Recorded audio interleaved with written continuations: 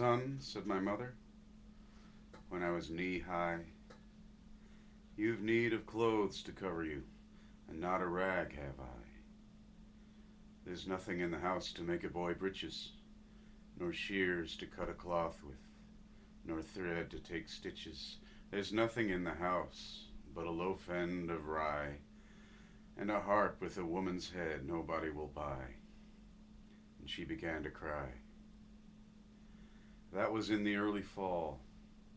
When came the late fall, "Son," she said, "the sight of you makes your mother's blood crawl.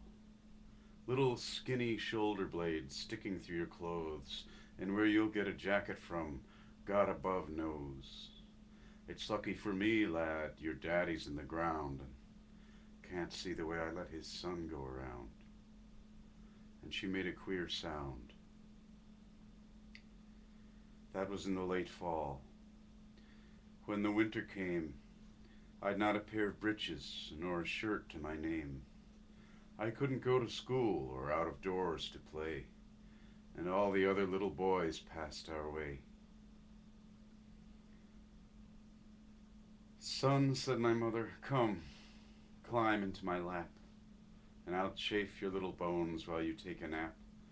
And oh, but we were silly for half an hour and more, me with my long legs dragging on the floor, a rocking to a Mother Goose rhyme. Oh, but we were happy for half an hour's time. But there was I, a great boy, and what would folks say to hear my mother singing me to sleep all day in such a daft way? Men say the winter was bad that year. Fuel was scarce and food was dear. A wind with a wolf's head howled about our door, and we burned up the chairs and sat upon the floor. All that was left us was a chair we couldn't break, and a harp with a woman's head nobody would take for song or pity's sake. The night before Christmas I cried with the cold. I cried myself to sleep like a 2-year-old. And in the deep night I felt my mother rise and look down upon me with love in her eyes. I saw my mother sitting on the one good chair, a light falling on her from I couldn't tell where, looking 19 and not a day older, and the harp with a woman's head leaned against her shoulder. Her thin fingers moving in the thin, tall strings were weaving wonderful things. Many bright threads from where I couldn't see were running through the harp strings rapidly, and gold threads whistling through my mother's hand. I saw the web grow and the pattern expand.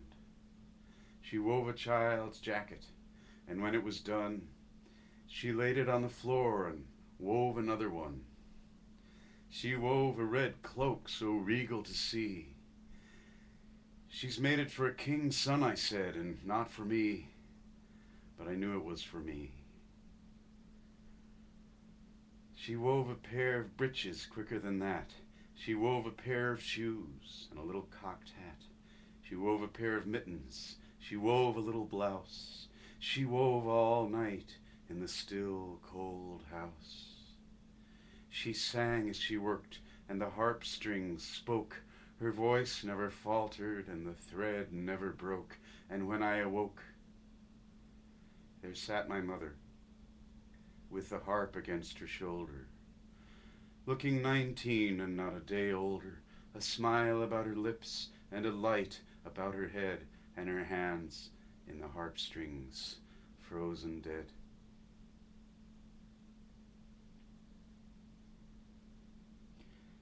And piled up beside her, and toppling to the skies, were the clothes of a king's son, just my size.